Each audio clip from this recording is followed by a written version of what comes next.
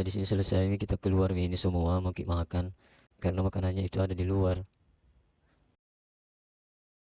Nah ini ambil nasi ini. Nah ini ke bawah masuk ini lumayan banyak ini porsinya karena cipur sekali kita menunggu 1,5 jam.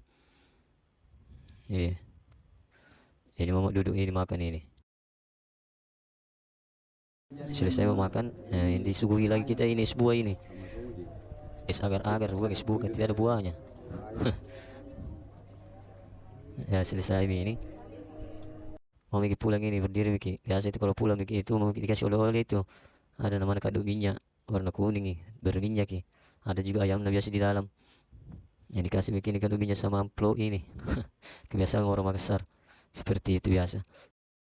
Jadi ini keluar main ini menuju motor